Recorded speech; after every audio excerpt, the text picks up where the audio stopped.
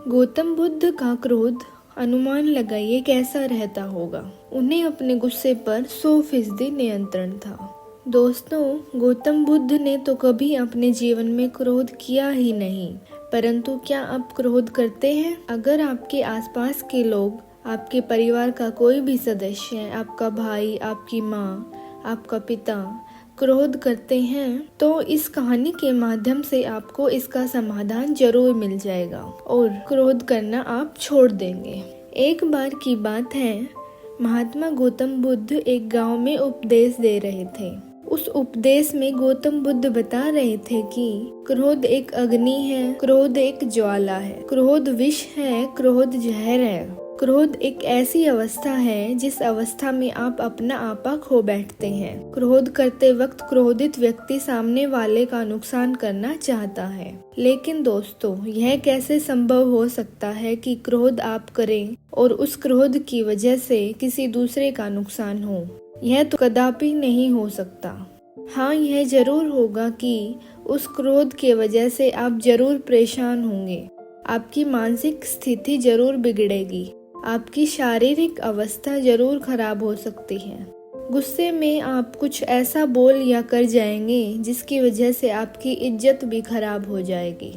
गुस्सा मानो इस तरह है कि आप खुद जहर पीना चाहते हैं और उस जहर का असर किसी दूसरे के शरीर में देखना चाहते हैं। लेकिन यह कैसे हो सकता है? जब आप क्रोध रूपी जहर को खुद ही पी रहे हैं तो उसका असर तो आपके ऊपर ही होगा ना।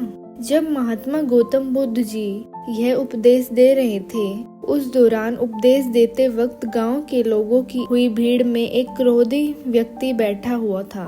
वह क्रोधी व्यक्ति इस बात को सुनकर और भी क्रोधित हो गया, क्योंकि कहीं न कहीं वह अपने आप की बेइज्जती महसूस कर रहा था कि वह मेरी बेइज्जती कर रहे हैं।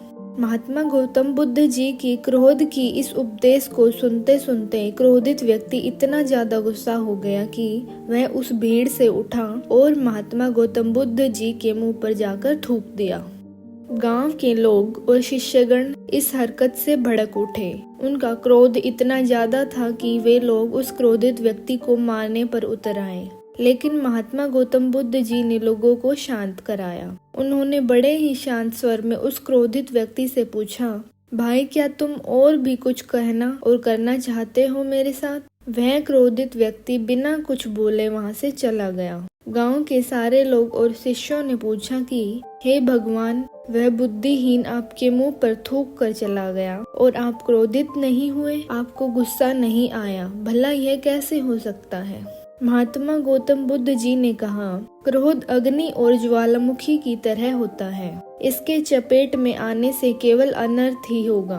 उसने अनर्थ अर्थात गलत किया। अगर उसी की तरह मैं भी क्रोधित हो जाऊं तो मैं भी अनर्थ अर्थात गलत कार्य कर देता।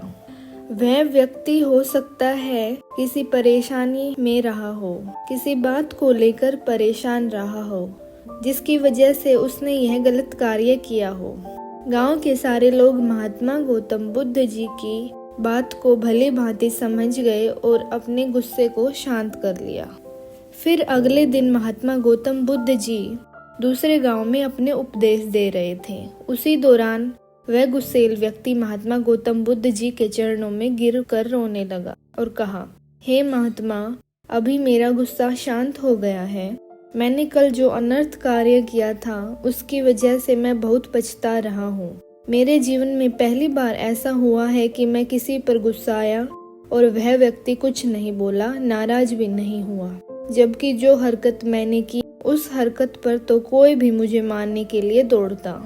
कल रात से मुझे नींद नहीं आई है। सुबह से मैं आपको खोज रहा हूँ। खोजते खोजते आपके चरणों में आकर गिर पड़ा हूँ। मुझे माफ कर दीजिए।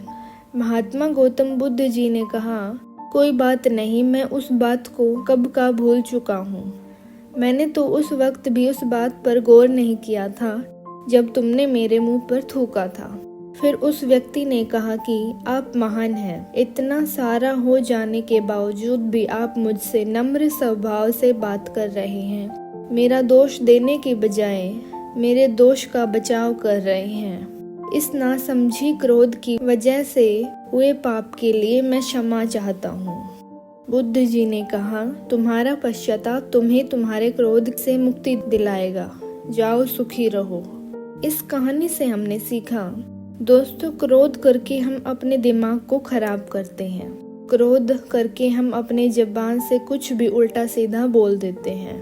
क्रोध करके हम बेवजह किसी से झगड़ा कर लेते हैं। क्रोध करने से हमारे द्वारा की गई निरर्थक कार्यों को घंटों तक, दिनों तक, सप्ताह तक, महीनों तक या फिर सालों तक उस बात को लेकर परेशान रहते हैं। कई बार तो हम गुस्से में कुछ ऐसा कर बैठते हैं जो हमारे मृत्यु उपरांत ही खत्म होती है। हम जब किसी भी सही या गलत बात को बर्दाश्त नहीं कर पाते तब हमारा स्वभाव चिड़चिड़ा होता है और हम क्रोध करने लगते हैं। लेकिन उस गुस्से से नुकसान किसका हो रहा है? अगर आप किसी बात से या किसी को कुछ कहने से गुस्साते हैं तो हम कहीं ना कहीं अपना ही नुकसान कर रहे हैं। उस गुस्से की वजह से सामने वाला व्यक्ति जो आपको कुछ कह कर या सुना कर, जिसकी वजह से आप चिड़चिड़ा कर क्रोधित हुए हैं, वह तो चुपचाप चला गया। उसे जो करना था वह कर लिया। लेकिन आप क्या कर रहे हैं? आप तो क्रोधित होकर खुद का ही नुकसान कर रहे हैं, मानसिक रूप से या फिर शारीरिक रूप से। जिस बात पर आप क्रोधित हो रहे हैं उस बात को आप एक बार ठंडे दिमाग से सोचने और समझने की कोशिश करिए। सच में कह रही हूँ, आप क्रोधित होना छोड़ देंगे, क्योंकि आपको समझ में आ जाएगा कि इसकी वजह से केवल और केवल खुद का ही नुकसान होगा और किसी का नहीं। सब्र का मंथन करते हुए सही कर्म करे। चतुराई सबसे बड़ा योग है। दूसरों की बातों पर गुस्साए नहीं। धन्यवाद।